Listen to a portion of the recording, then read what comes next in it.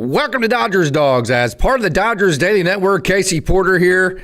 Not going to lie, okay? I'm pretty fired up. This is not going to be a coherent show. I don't even have show notes. I didn't even want to put show notes together, okay? I didn't want to rehash all of last night's game, okay?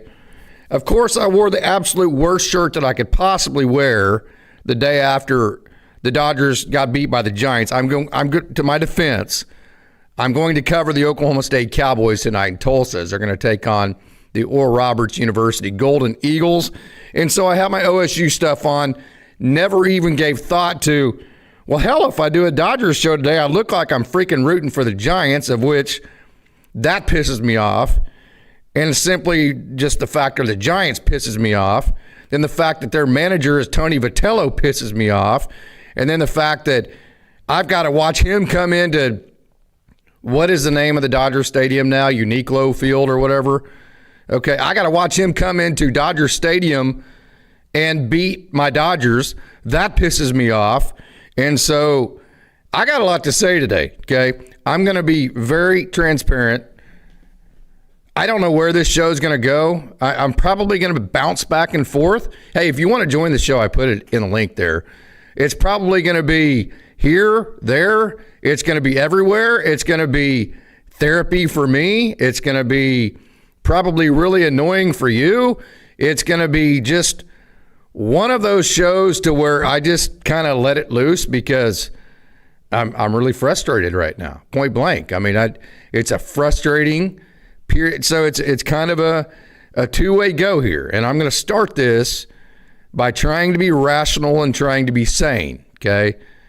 And I'm going to bounce back and forth between completely being rational and being completely irrational all at the same time. I'm going to go back and forth. I'm going to go back and forth between being sane and probably you're going to listen to me and go, that dumb son of a bitch is insane, right? Okay. I'm probably going to flip back and forth between that quite a bit. So let me say this. I really, really appreciate the way that Max Muncy, the way that Dave Roberts has not taken this as a, hey, this is 162. Now, Max Muncy did say that in his postgame yesterday. I get it, okay? But he did it in a context of, yes, there is a big picture to this. Yes, we have won the last two World Series for the reason. Yes, we will come out of this. But that doesn't excuse the way that we're playing right now. I love the way that he bobbed and weaved, him and Dave Roberts both, because this is not a moment in the year. Although I understand it, Dodgers fans are the smartest fans in the world. We all understand it. We understand that there's a bigger picture here. The goal is to win the World Series. The goal is to, be just one game better than everybody else, which is literally what the Dodgers were last year. That's all that matters. So we all understand there is a bigger picture here. But I really was happy with the way that the Dave Roberts and Max Muncy didn't avoid that, hey, this offense sucks right now. Now, not overall, not on a season, not from a talent perspective. It's not going to suck likely as the season goes on. As Austin said, it's got the highest floor and the highest ceiling. But right now, this offense sucks, okay? It's in a funk. It can't get out of the funk. It just looks lethargic. It looks tired. It looks uninspired. It looks like if Andy Pages and Max Muncy don't hit, then nobody hits, okay? And again, I'm going to say it. I love how Dave Roberts addressed that. I love how Max Muncy addressed that. And I will also say this. When you're in the middle of a 6-month-long season, you can't have ups and downs. If you ride an emotional wave with even if it's a 3-week-long or a month-long patch, or even if it's longer than that, if you get too up and too down, especially from day to day, you're going to die over a 6-month season. You can't make it emotionally if you ride any kind of roller coaster. So the ability and the way that Dave Roberts and Max Muncy attack the fact that recently has sucked, but yet there's a bigger picture here, is such a pro move. And it is so legitimate. It is so genuine. And it is so the reason why this organization is so awesome, okay? But that still doesn't make me feel better today, okay? I'm still pretty fired up about the fact that Shohei Ohtani looks lost at the plate. And I don't mean like he looks bad. He looks lost. I mean, it's like he's not picking up spin. He's pulling off the ball. As we have a comment in the chat here already, you can see by his mannerisms, the looks on his face. Of course, we analyze every time Shohei Ohtani farts. So I give him a little bit of leeway, and he is an incredible player. But come on, dude. I mean, Shohei, I'm not asking you to gather hits. It's hard. Hitting a baseball is the hardest thing to do in sports. I'm not asking you to gather hits, okay? And, hey, I sucked at baseball. I wasn't good at – Coach Holt will tell you that. I wasn't a very good player. So I'm not coming at this from a high horse at all, okay? Total respect for Shohei Ohtani, total respect for the fact that he is the greatest player since Babe Ruth, likely, okay? But with that comes the pressure of being that guy. And I'll say this, with pressure comes privilege, okay? Shohei Ohtani gets a lot of privilege, okay? We love Shohei Ohtani. He gets standing ovations. We love and we shower on him. Rightfully so. He's earned every bit of that. He gets paid well, okay? He's going to get paid well for his entire life from the Dodgers for a job well done. I'm not saying he hasn't earned all that, because he has. But at the same time, I also feel like I have the right to say, hey, dude, I'm tired of watching you swing at breaking balls that are not competitive pitches, okay? You're better than that. I'm tired of watching you pull your head, pull your front shoulder, try to pull everything whenever we all know, and let's get the monkey out of the room here, okay? We all know in the patches in the past, last year, and I've taken one bullet after the other. Oh, you're trying to tell Shohei Ohtani how to hit. Fine. Take this however you want, okay? I don't mean this to be because again, I'm going to say this again. I wasn't a very good baseball player, okay? What I am going to say is I'm smart enough to evaluate what it looks like when it's good and when it's bad, okay? And so I don't think it's a secret that when Shohei Ohtani has gotten into patches like this, what's gotten him out of it is hitting the ball to left center, okay? So hitting the ball to left center, like Freddie Freeman will tell you, does many, many, many different things. First of all, it backs up your timing a little bit, okay? You see the pitch a little bit deeper, which gives you that much longer to evaluate spin. Is this going to be a strike to ball, meaning is this pitch going to start a strike and then break out of the zone and become a ball, which is the pitch that I don't want to swing at. So it gives you longer time to evaluate that situation, okay? And then also, by thinking the opposite field gap, it keeps you from pulling off the dadgum baseball. I mean, so I'm not frustrated with the fact that Shohei Ohtani is struggling, okay? Although we know, we can win a World Series with Shohei Ohtani struggling. We've seen that. This happens. That's baseball. Even to Shohei Ohtani, periods like this happen. What I'm frustrated, and this is where I was frustrated with Teo, and I could not be more pleased with the way Teo looked last night, okay? Where I'm frustrated with, so it's not the results I'm frustrated with Shohei, and hey, this is very on brand for Dodgers Dawgs as part of the Dodgers Daily Network. I can't imagine any other platform that concentrates more on the process over results than we do here at Dodgers Dawgs. So I have the right to say where I'm frustrated, in my opinion, okay, and again, I'm probably going to piss everybody off. I hope I don't. I hope you understand.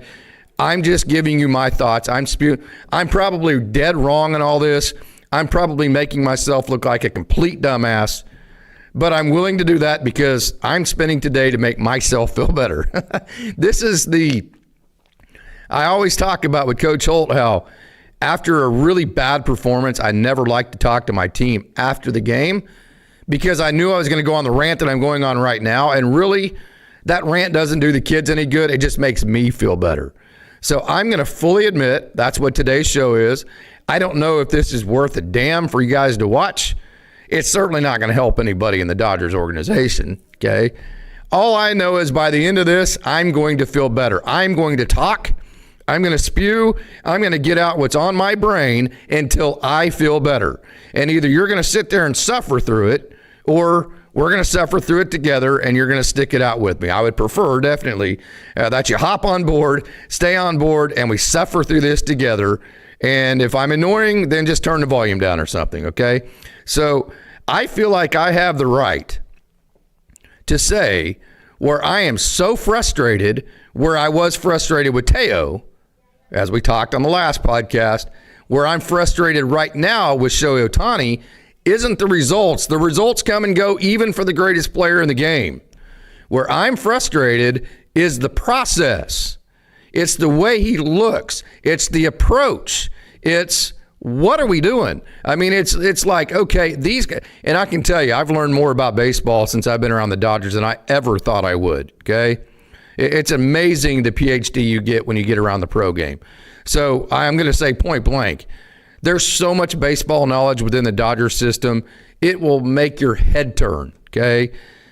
So kind of why I say that is, with all that incredible knowledge, why is it that Shohei Ohtani, the greatest player in the world, can have at bats to where even the most novice a fan looks at that and goes, what the hell was that? What are we doing? I mean, he's pulling his head. He's trying to yank everything. He's swinging at balls in the dirt. He's not giving himself a chance. He's making winces like he's uncomfortable. I mean, what the hell is this, right?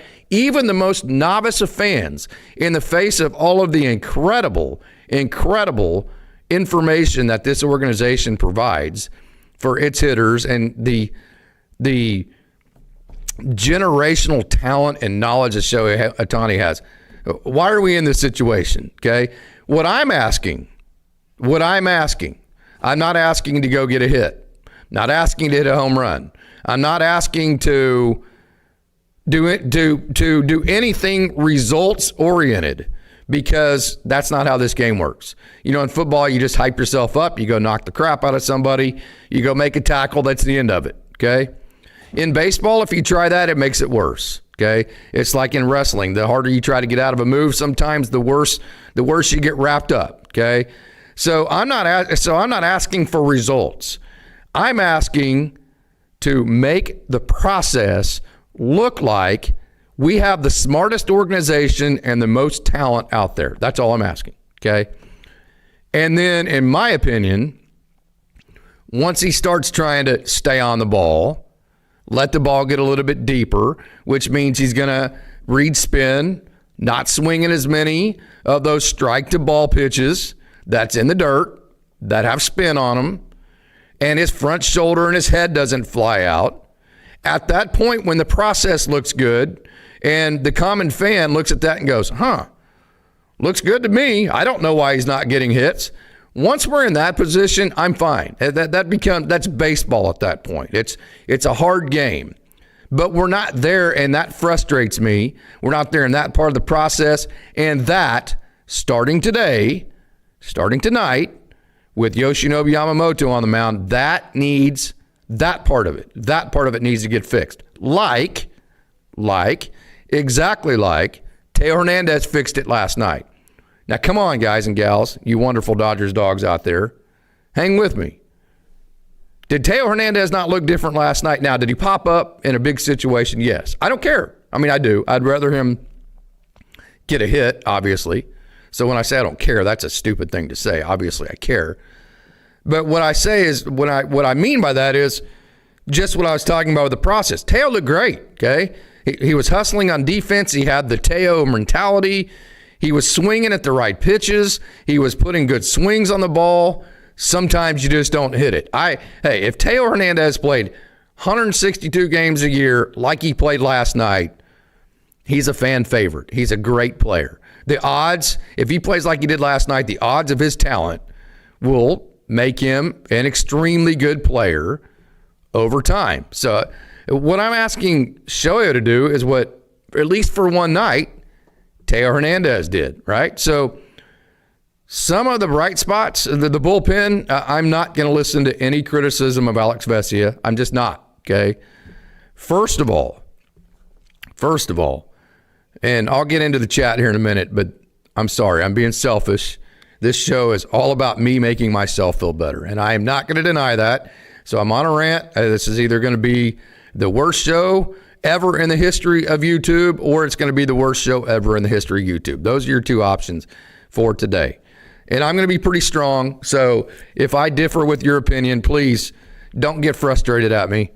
I'm just a little bit, we always talk about play with emotions, but don't be emotional. I've crossed that line. I'm not dealing with games with emotion, like excited, upset. I'm full-blown emotional today. I get it. So hang with me on that part of it, okay? And so sticking with that theme, I'm not going to listen to any kind of criticism about Alex Vesia. First of all, personally, what he's gone through. Second of all, okay, the literal crap that he has taken from Dodgers fans, not in the last year or so. I think Dodgers fans finally came around to realize just how elite, not good, elite, Alex Vesia actually has been. I mean, as of about 2 years ago, Dodgers fans did nothing but talk about how Alex Vesia wasn't this, he wasn't that, he wasn't this, he wasn't that. And by the way, that concept of pitch with emotions but don't be emotional, he has mastered that. I'd say 2 or 3 years ago, he blurred the lines between pitching with emotions and being emotional. Now, he has been able to separate those two, and I think that's been the difference maker for him, is that he's able to keep the emotions that make him good, but he doesn't cross the line and become emotional about it, right? Like I am right now. So Alex Vesia, rough night last night, right? He gave up the couple of hits. He got pulled. Will Klein almost got out of it. I love Will Klein, by the way. You talk about a great dude. I mean, if you can't root for Will Klein, you don't have red blood, okay? Will Klein is an awesome dude, and he's had quite the journey. And so I struggle. Hey, I get it. They're major leaguers. They're not babies, so they're going to get criticized. I struggle with that. That's a deficiency of mine. I understand. But even having said that, in this situation, I'm not listening to criticism of Alex Vesia, okay? He's just been too good for too long. He's been too valuable of a part of 2 World Series. Did he have a good night last night? Absolutely not. You want to know how I know that? Obviously, looking at the box score, obviously realizing the Dodgers lost, and a large part of that, well, it was the offense again, but a large part of that was the Dodgers gave up, 6 runs in the last 3 innings to the Giants last night and turned a relatively close game into a blowout, okay? And that was on the bullpen. And a large part of that was Alex Vesia, okay? We're not going to deny that. And you know who else didn't deny that? Alex Vesia. If you want to see a stand-up dude, I mean a dude that says, hey, bro, my bad, okay? I mean somebody who takes responsibility for everything he does. That is Alex Vesia. And I'm just going to tell you, I gain more respect for players seeing how they deal with failure than I do seeing how they handle success. Everybody can be in a good mood and even analyze the not so perfect parts of things when they win, when they have success. What type of character do you have whenever you just went out and didn't have a good performance on your home field against a really sorry-ass team in the San Francisco Giants, and because of your performance, your team didn't win, or at least your performance was a large part of it, okay? I'm not going to deny that. That's a fact. I'm not throwing Alex Vesia under the bus by saying that. That's a fact. He said as much, okay? And in that entire process, I came away with 1,000% more respect for Alex Vesia than I had beforehand, just by the way that he took ownership to it. That's another reason. I'm going to segue that into another reliever who had a good night last night, kind of got hidden in this, was that Blake Trinan had a bounce back. He had a pretty good night last night, scoreless inning. That's another reason why the Dodgers will trust Blake Trinan until the last dollar is gone with him, okay? Because A, he's done it before. They've seen it. They know he can handle not only the Dodgers uniform, which isn't easy. We've seen that with Kyle Tucker. We've seen that with Michael Conforto. We saw that last year with Tanner Scott. Putting on the Dodgers uniform is not easy. It's a lot of pressure, okay? So we know that he can handle the Dodgers uniform. We've seen it. We know he can handle the largest moments that the game of baseball has to offer, i.e., the 8th inning 2 years ago, okay? We've seen him do it in a Dodgers uniform. We've seen him do it in the biggest moments. Then also, the Stuff Plus metrics still match. They're still there. The Stuff Plus is still there, okay? And then on top of all that, to go back to what I just said about Alex Vesia, there is no human being on earth that takes more self-responsibility than Blake Trinan. If something is on Blake Trinan, he point blank stands up like a man and says, that's on me. And guys that are accountable like that, those are the guys that fix things. Those are the guys that say, that's on me, that crap ain't happening again. And those are the guys that go back to work. So there's a saying in baseball or any sport, any part of life you want to use it in. I learned this from the Cardinals of the 1980s, from Eddie Daves. Okay. First of all, they would not allow you to say the phrase, let's go. They would not allow you to say the phrase, come on. Because if you think about it from a fan or a coach's perspective, when you say the phrase, let's go, at the end of a sentence, it's always in a negative connotation. Let's go, right? Or come on, right? So the Cardinals in the 1980s would not allow the two phrases, come on and let's go. And they definitely would not allow it as the last two words of a sentence. It had too much of a negative connotation. Okay, so I say that to say they also had a phrase that changed really my entire outlook on things. Okay, their comment was, okay, you're frustrated. Turn it into motivation. Frustration in failure should motivate you to not want to experience that failure again, which means that motivates you to go back to work and to work harder, which then eventually and in turn makes you even better than you were before you had that failure, okay? So Alex Vesia, Blake Trinan, two guys that have done it. They've done it in the Dodgers uniform. They've done it in the biggest moments. Their Stuff Plus still plays.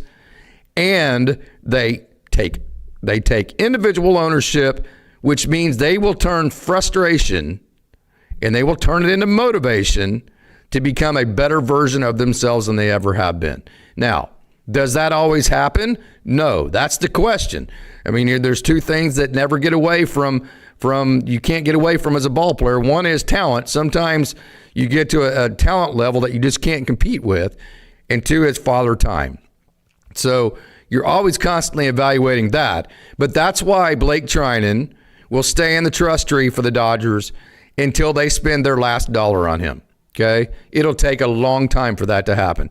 That's why Alex Vesia, for 3 or 4 years now, has been in my trust tree.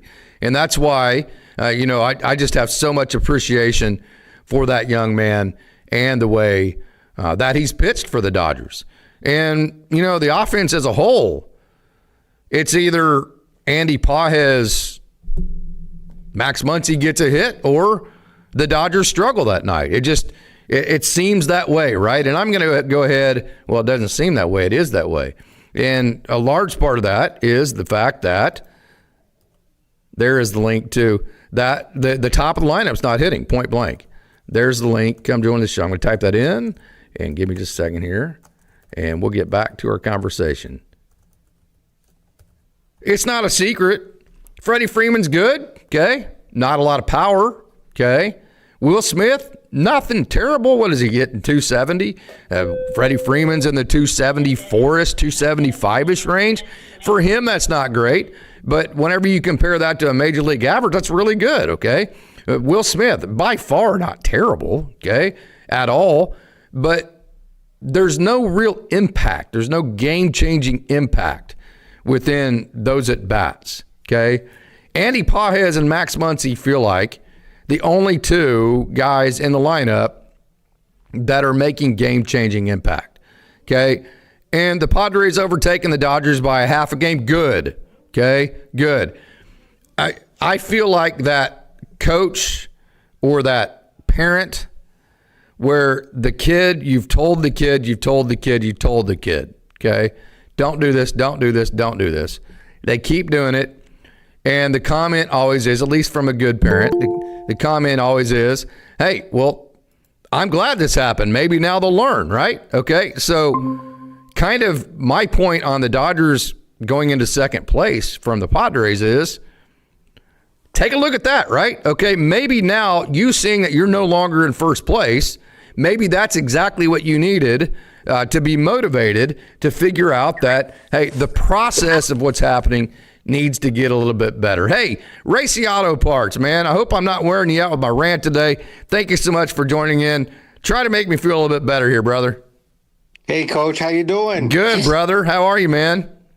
I'm doing good. I always think we need to be patient with this team, but sometimes it's really, really hard. It is. And right now, it's really hard to be patient with Shohei. I mean, it looks bad. I don't know. I get the feeling that he's kind of overly focused on getting a Cy Young and personal accomplishments, and that's not good for the team. He's the leadoff. I'm going to 100% agree with you. I'm going to say that by prefacing, I don't think it's a selfish thing. I think it's a goal-oriented thing. And I think it's something that just kind of crept up on him. So, like, there's some guys I think, okay, well, they put themselves above the team from a selfish perspective. I don't think that's what's happening with Shohei Ohtani at all.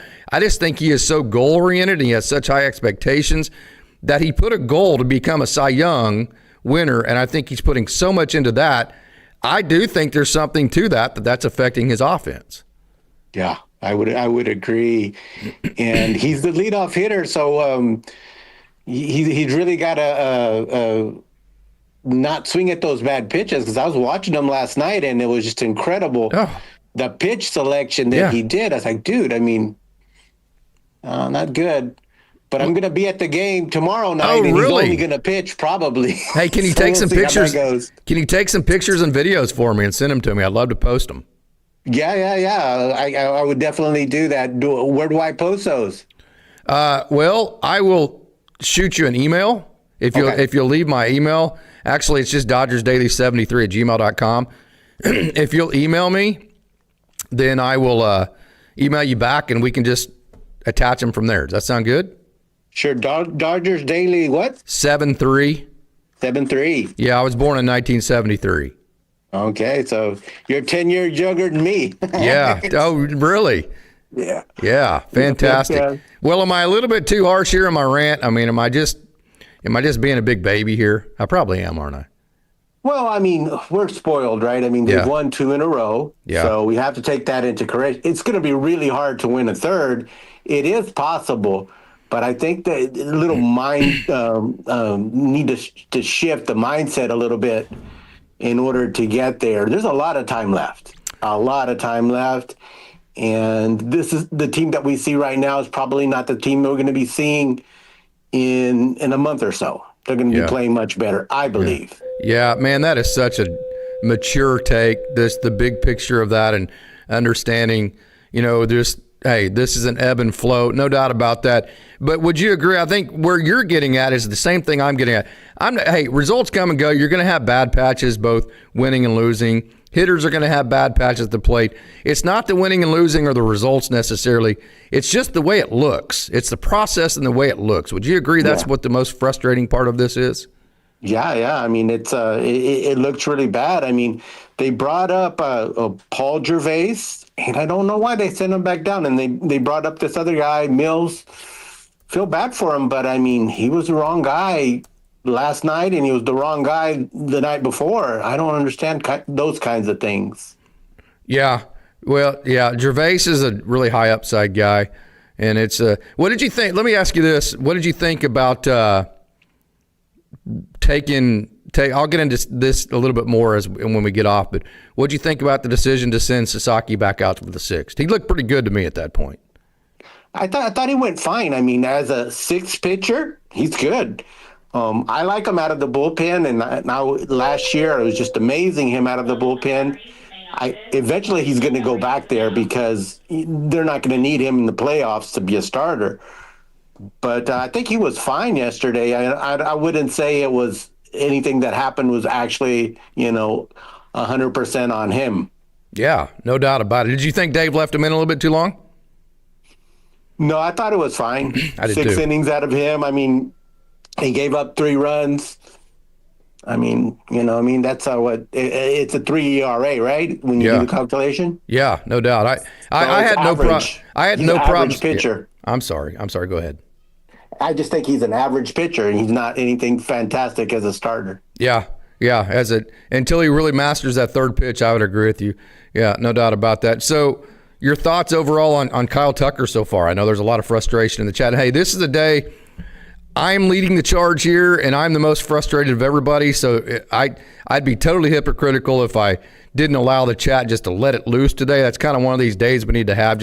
Let's just vent this thing out. Let's get all of our frustration out. Say what you need to say, and let's get it over with. So having said that, Kyle Tucker? Yeah, Kyle Tucker. What are your thoughts on Tucker so far? I like him. I guess I'm a contrarian. I mean, I like him. Is he perfect? No. Is he kind of like Dr. Spock? Yeah, he is, but it doesn't matter to me. He doesn't have to have a big personality, right? Like Shohei making faces in the batter's box isn't helping him to hit, right? Right, I mean, exactly.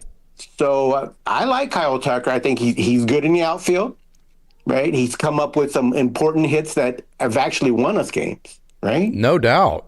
So I like him. I mean, baseball to me is a game of averages. It's not like soccer. It's not like football. You can come out and have a great game, and for the rest of your career, you'll be remembered for that. No, baseball is like you got to show up every day, and you're going to have horrible days, and you're going to have good days, and it's that average. Now, what was it, Lasorda that would say if you win 2 out of every 3 games, you're golden, right? Yeah. In the playoffs. Yeah. So and the Dodgers this is a 4-game series. They could win the next 3 and we could all be happy. Hey, you are such a smart baseball person. This is very impressive to listen to you talk. So I want to ask you one more question.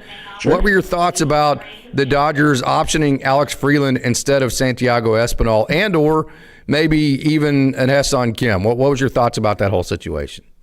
Well, what I think about it is that Espinal is a guy that they don't mind keeping on the bench rotting. Yes, right? correct. So they want to have Freeland back in AAA where he can have at bats. I'd say anything goes bad with, Miguel Rojas or something like that. They have him where he's actually hitting. I thought it was fair. I like him. Sometimes those swings of his look silly, but overall, I think he's got that spark plug. Yes. And the fact that he can steal bases, and if he gets on, he's making that pitcher worry, in my opinion. Because if that guy runs to second, he's going to score. Yeah. On anything. So. Yeah. So, and again, Espinal doesn't have options, so you would have to DFA him, and you would probably lose him. So that's a big option. I think, let me say that again, very impressive dialogue here. This is amazing, the information that you're putting out here. So let me say this again. Let me reiterate what you just said, okay? Sure. The role that's left now that Mookie Betts is back, the only role that's left is of a bench player. And so the Dodgers would rather Espinal be a bench player and not get to play instead of Alex Freeland. They want Alex Freeland to play every day. And the only place Alex Freeland's going to get to play every day is with Oklahoma City. So now you have Freeland and Ha-Seong Kim both getting to play every day, whereas Santiago Espinal isn't going to get to play at all. I think that's the big point to make there. Yeah, and as soon as Kike is back, Espinal is either going to be in our AAA or he's going to be on another squad.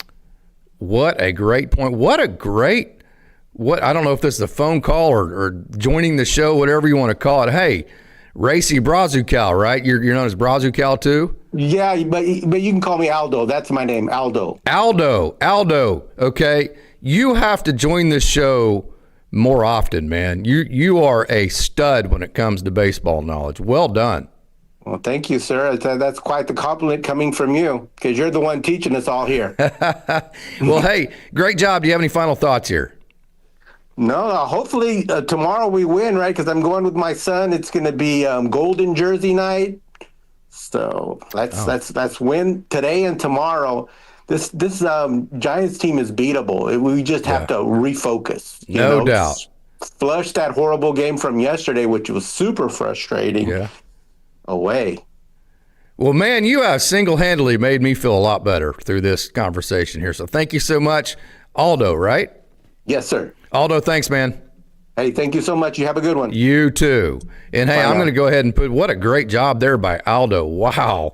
What an incredible dialogue that was. You talk about a level head, absolute intelligence on the baseball side of things, the perfect mix between being really pissed off about the way the Dodgers are playing right now, but then having the superb maturity to see the bigger picture of the way things probably will look, and it's not going to be like this as we move forward. So I just put the link in the chat again there. You saw me post. If you want to join just like Aldo did, come on in. Let's talk some Dodgers baseball. Let's work through this together. So, hey, we just worked through the Alex Freeland versus Ha-Seong Kim versus Santiago Espinal. So, first of all, Espinal, no options. He would have to get DFA'd, and I would have to think somebody would pick him up in the DFA process, so he would lose Espinal, which is what Aldo is saying. When Kike gets back, he's probably the one to get DFA'd, and that's when you're going to lose him at that point. But the biggest thing is this turned into a Ha-Seong Kim versus Alex Freeland, no doubt, because the only rule at that third role, when I say third role, there's everyday playing time at the major league level, which Ha-Seong Kim is going to get now. There is a bench player at the major league level, and then there is everyday playing time at the AAA level. Those are the three roles that are available for Ha-Seong Kim, Santiago Espinal, and Alex Freeland. So you have two everyday playing roles, one at the major league level, one at AAA. One bench player never get to play. When you're dealing with young prospects, that's why you have quad A depth. Your quad A depth literally you have on the roster because, as Aldo said, those are the guys that you leave on the bench. You play them once a week. You pinch hit them, pinch run them. Here, that you don't mind them just kind of wasting away on the bench, okay, in terms of they're getting a year older, but they're not advancing any cause of them becoming a better baseball player. They're there to be who they are right now, and you don't care what they are 3 years from now. All you care about is what they can give you in the next 3 months. That is what a quad A player is, and you have those guys to have on the bench not playing every day. So what the Dodgers decided to do, they decided that of the three different roles, Ha-Seong Kim and Alex Freeland need to have the two roles that play every day. They decided that both Ha-Seong Kim and Alex Freeland both need to play every day. And so then that removes one layer of the decision-making. So then the last layer of the decision-making is, well, who gets the everyday playing role at the major league level and who gets the everyday playing role at the minor league level? Okay, and they chose Ha-Seong Kim, and they chose him correctly so because, A, and let me say this, A, he has outproduced and outperformed Alex Freeland. Maybe not in the last week or whatever, I get it, but he has outproduced Alex Freeland. Alex Freeland has been striking out too much despite the fact that Alex has played tremendous defense, okay?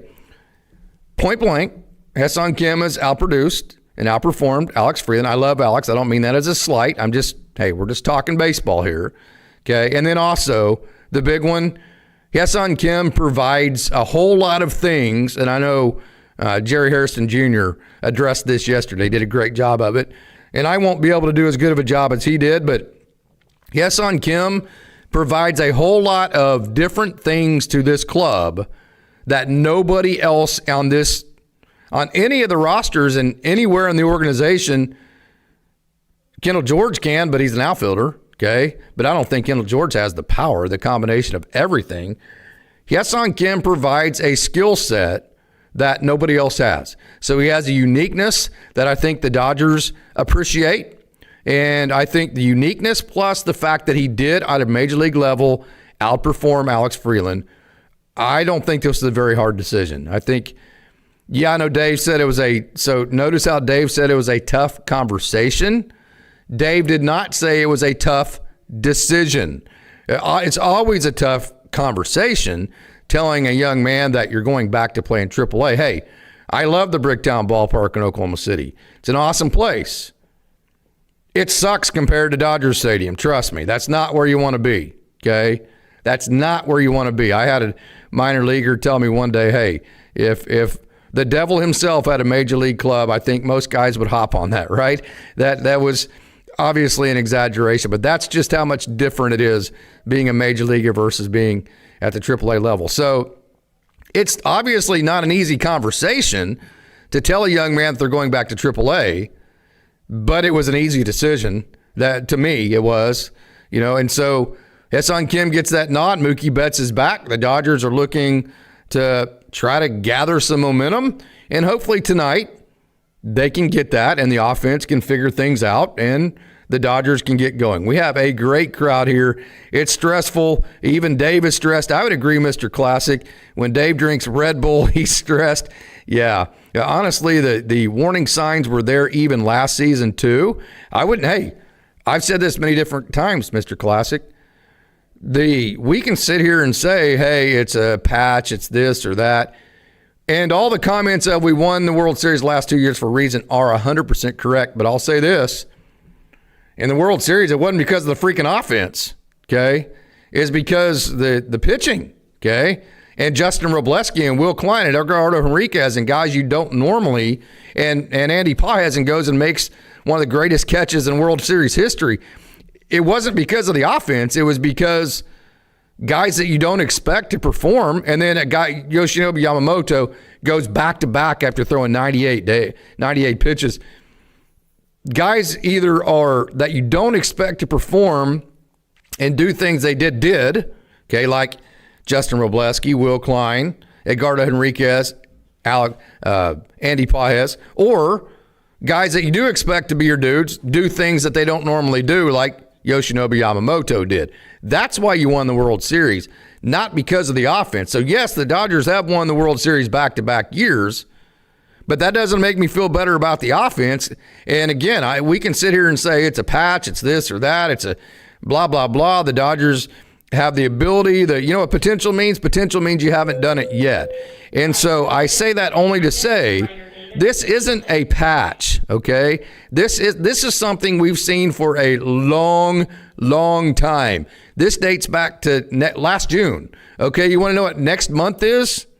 Next month is June. So that tells me, I'm not very smart, but if this offensive, anywhere from inconsistency to not being good, or at least very, very, very average, of which from June, basically the middle of June last year to the end of the year, not even counting the World Series, the Dodgers were an extremely average offense. So I'm not very smart, but if I'm going to make the statement that this dates back to the middle of last June, that's 11 months, okay? This time next month, if we're still struggling, that's an entire season where the Dodgers have been fairly average as an offense, okay? Now, I'm probably talking out of place here because I haven't actually studied, there for a while, the Dodgers were the best offense in baseball. After getting off to a slow start, they got super hot. They might statistically look a lot better than actually how I'm presenting it here.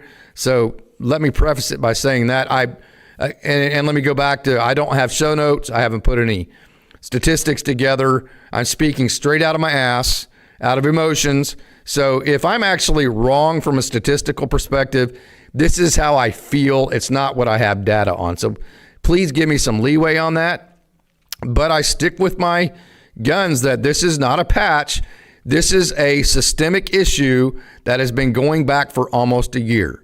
I don't know what it is. I don't know if it's the Dodgers are just tired because they played so much in the postseason, and mentally it's just tough to get that fire back, which would make sense. Which is why nobody had gone back-to-back since the Yankees of the early 2000s when they did it, and when the Dodgers did it last year. You know how hard it is to win back-to-back-to-back World Series? Well, one of the reasons is, first of all, you play so many extra games, right? I mean, your off seasons are shorter. And as your roster gets older, that makes it very difficult. And then guys are human. They can say whatever it is that they want to say. But there's a certain amount of fire that for most human beings lessens as you win one. And then as you win two, a little bit more lessons. And so it's just tougher every day to get to that fiery level and that level of hunger that you have when you're still trying to win that first one. That's why they say it's harder to stay on top than it is to get there, which I don't know if that's actually true, because if you ask like the Cleveland Indians or Milwaukee Brewers, it's pretty damn hard to get there. But it's even harder to stay on top. I think that would be probably a pretty accurate. It's pretty hard to do both of them. Pretty hard to stay on top here, though. Hey, Teo, Mookie will be fine. Same with Shohei. This is from Al. Once these guys begin hitting, we'll begin to notice how awful Tucker and Smith have been with the bat, although Kyle is showing signs of life. And what Tucker and Freeman are doing, they're surviving by getting on base. They're gathering some hits, they're taking their walks, and they're getting on base. But I'll say this, that's not what they get paid for, okay? We pay Ha-Seong Kim to get on base. We pay Alex Freeland to get on base. If Santiago Espinal's in the game, he's paid to get on base. Miguel Rojas is paid to get on base in terms of his offensive role, okay? Freddie Freeman and Kyle Tucker are doing a very good job of getting on base, but they're not paid to get on base. They're paid to drive in runs and to be dudes, right? So just getting on base for Freddie Freeman and Kyle Tucker, while they're doing a good job of that, that's not enough for them. That's not the way that this offense is built. And again, I'm going to say it's a lot of pressure, but with pressure comes privilege. And if you play for the Dodgers, you get a lot of pressure and you have a lot of privilege that comes with that. Honey Oats, they hit 203 in the 25 World Series. We won because of our pitching, no doubt. They are incapable, says Honey Oats, of winning streaks right now. We'll see. The pitching's still elite. The offense can get hot. It definitely starts with Shohei, Mr. Classic. I definitely agree. And I went over how Shohei looks lost at the plate right now. I'm not going to sugarcoat it. I'm not going to use kinder words. I'm not going to lessen the emotional impact of it. Lost is the right way to look at it. And hey, if you're being fair to Shohei Ohtani, if you're his handler or if you're his hitting coach or if you're his manager, that's the word you need to use with him. You look lost, dude. I don't mean to be an asshole. I guess I'm being one, but quite honestly, you look lost at the plate. If you don't want me to make that statement, then make your process look better. Make it look better. Again, I'm not asking you to get hits. I'm asking you to make it look better. Make it look like you're not lost at the plate. Until then, I'm going to tell you, you look lost at the plate. That's where I'm at right now. Even when he was raking, I never thought Shohei should have been leading off. That's a debate for another day. We won't get into that. Hey, Tony Forkus, thank you so much for joining. The Dodgers have a built-in thermostat that course corrects during a season. This is a great point to make. They were out to such a remarkable start, this was bound to happen. I don't disagree with that, and that's a very mature, very good take there. Hey, Life, Lifted 23 says, I want my leadoff hitter to be able to grind long at bats, move Mookie back up. I don't have a problem with that whatsoever. Plus, just give a struggling hitter something different to look at. I wouldn't have a problem with that either. Yeah, one person can't fix an offense. It's on the hitting coaches. Could be, but I don't want to assume that because we had the same coaches in 2024 in terms of the hitting coaches. That's another debate for the other day. I don't want to get into that. I wouldn't say it's the hitting coaches. I would say more it's just an organizational philosophy and approach as far as how they approach hitting and their plan for it. Okay, Tony Forkus, I think every team has a self-concept that eventually comes out. I think all this will restore itself at some point. Great, mature comment there. And Honey Oats and Mr. Classic are talking back and forth, so I'll scroll back down. And Showtime LA, thank you so much. I'm also frustrated, Casey, but I want to be positive. So how about Nico Perez is raking with Great Lakes, one of the most underrated offensive players in the entire system, hit a grand slam the other day, followed that up with another home run late in the game. Dude's hitting, I think, like 356 right now. Nico Perez has been absolutely raking. On the other side of that, Josue de Paula, 0 for his last 9. I think he's in the 280s now. This is the patch I've been waiting for, okay? Double A's tough. We'll see how he handles this. Got off to a great start. It's slowed down for him. We'll see how Josue Paula handles. And I'm going to put out I think, a Down the Farm after about 1 o'clock today Pacific, if I can get to it. I promised that before and not got to it. People forget that we hit 200 World Series. Yes, no doubt. It's Coach Casey vent session today. No doubt, Mr. Klesick. Sorry if I'm venting a little bit too much. I'm making myself feel better. I say sorry. I'm not going to apologize for that. I've worked pretty hard on this channel. I think every now and then I've earned the right to go ahead and vent. So hopefully it's not too annoying. Hopefully that the show is watchable. If it's not, I said I'm not going to apologize. So there you go. Okay. On the verge of the three-peat.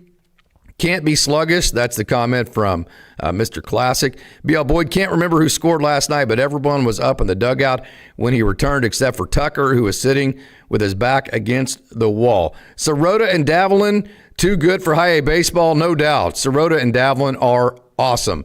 Mike Sirota, the Midwest League Player of the Week, just absolutely the best offensive player in the Midwest League. Slaughtering high A baseball. Davlin, he played at Arkansas. I said it at the beginning of the season. He's more advanced than high A, man. I mean, I don't know how you deal with the logjam, but both of those guys definitely are too advanced for high A. No doubt about that. So let's go ahead and scroll on down here. Hey, Pee Wee 83, why Kyle Hurt was not pitching after Vesia. He's much better than Will Klein. I'll say this. Will Klein has had some good moments. Blake Trinan did have a scoreless inning, and Kyle Hurt's coming off the Tommy John, and you don't want to overexpose him. You need that. That's a big picture deal. I would say for last night's game, I agree with you, but I think you have to put a little bit more big picture into that decision. So I don't really have a problem with that decision there. Hey, I hate schmucks. I totally agreed with Casey. Sometimes truth isn't never easy to take, but you got to say it like it is. If Roberts continues to lay low and afraid of challenging Shohei, he'll make it even worse. I'm going to tell you this. When I've been in leadership positions, which has been my entire adult career, I have pissed a lot of people off. There's a lot of people. I'm going to say this really, really, this is my opinion. You can disagree. If you are a good leader, you're going to piss a lot of people off. There's going to be a lot of people that end up not liking you. So if you want to be in a leadership position, that's something that you have to be able to embrace. You have to be able to understand it, and you have to be able to deal with the fact that there's going to be a bunch of people that end up not liking you. And really, to be honest with you, they're going to do it without you ever even being able to explain yourself, because they're not going to have the courage to come and talk to you, okay, and give you the chance to man up and tell them exactly why you're doing something. So that's going to be bucket number one of the amount of people that are going to end up not liking you. Bucket number two are going to be the people that do come to you, and then when they do, you give them the honest to goodness truth, exactly how you see it. You don't sugarcoat it. You just tell them exactly like it is, like I'm doing with Shohei Ohtani, and it's too blunt for them. And so they're like, well, that son of a bitch is rude, man. He's a blah, blah, blah, blah. No, I'm just telling the truth. And I don't want to waste my time with trying to sugarcoat things. Let's get to you came to me. I assume you want the truth, so I'm giving you the truth, okay? That's what you just got. If you can't handle the truth, you're going to end up not liking me, okay? So there's going to be a lot of people that end up not liking you when you're in a leadership spot. If you do the job correctly, you have to be able to deal with that, okay? So there are times as a manager where you got to walk up to a guy and you got to understand. It's called pushing buttons. I mentioned this in the last show. And you got to say something or do something that maybe for the next day or at least for the next 10 minutes, that dude or whoever it may be, a girl in softball, is not going to like me for the next 10 minutes or the next day or maybe the next month. I don't care. But I'm the leader of this damn team, and this is the way we're doing this. And this is the way this is going to round into shape, and I know what's best. That's how good leadership works, and that's how I work. And so that's probably why I pissed a lot of people off on this channel over the years. Fine. We'll end up with a great community of people that can express their own opinions in a very mature way, in a respectful way, and we'll get out all of our demons, and we'll also talk about all the good things, and we'll have great conversation. And by the way, it'll be a great team, which is why I enjoy this Dodgers Dogs team so much. Hey, truth is painful, but just remember it's about you. It builds you. Yeah. Ohtani looks like the worst hitter on the planet right now, says Honey Oats. I'm going to scroll the bottom, work my way back up because I'm running out of time here. Alton was given a huge shot. Why isn't Tibbs?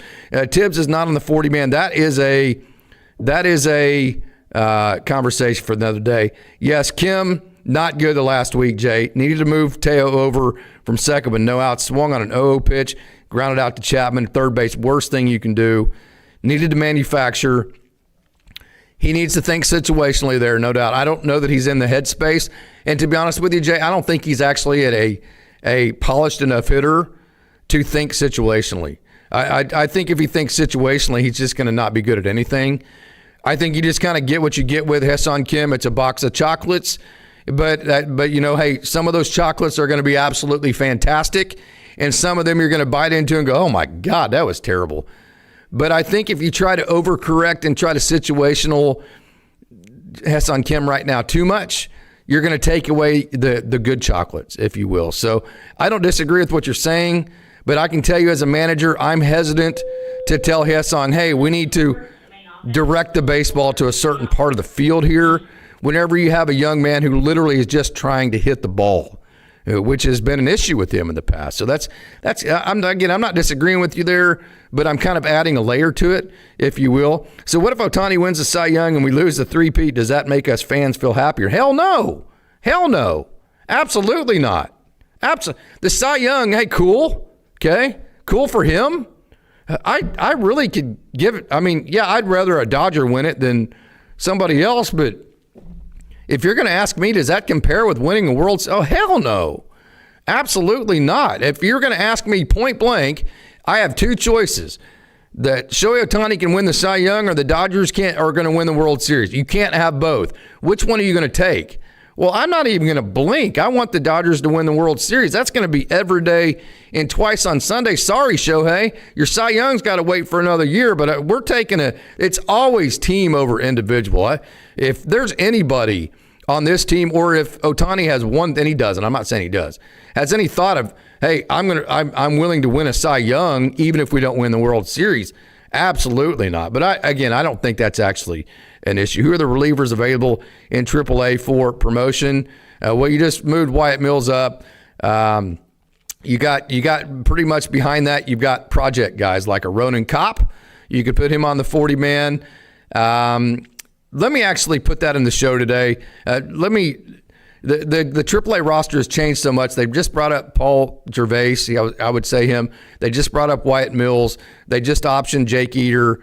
So at this point, you're looking at like a Ronan Kopp and some other guys that haven't really produced a whole lot lately. So that's a great question. Let me get to that to my Down the Farm today, and I will answer that then. Ohtani keeps telling Dave he wants to keep hitting himself out of this funk while he keeps losing. Someone tell Ohtani to stop. Yeah, we're letting it all out today, no doubt about it. Okay, move Ohtani down, and Mookie and Freddie see great pitches. I don't disagree with that. Ohtani says he wants to keep. Yeah, okay, we just read that. I still don't understand why we don't bring up James Tibbs or Ryan Ward.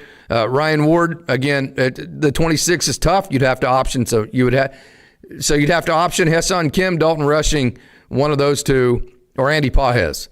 And so that it's a logistical issue. It's not as easy as saying, hey, well, let's give this guy a shot. The logistics of it are very difficult because you'd have to send down Dalton Rushing, Andy Pages, or Ha-Seong Kim. So, hey, that's going to do it for me today. That's all I got. I hope I wasn't too annoying. Thank you so much. We had just a wonderful crowd logged in today. Make sure and tune in tomorrow as hopefully we talk about a big Dodgers win over the Giants. So, hey, for all of you wonderful Dodgers dogs out there, thank you. Thank you so much from the bottom of my heart for putting up with me today. I know this has probably been quite a interesting show, maybe hopefully interesting at the top end. I don't know how this came off.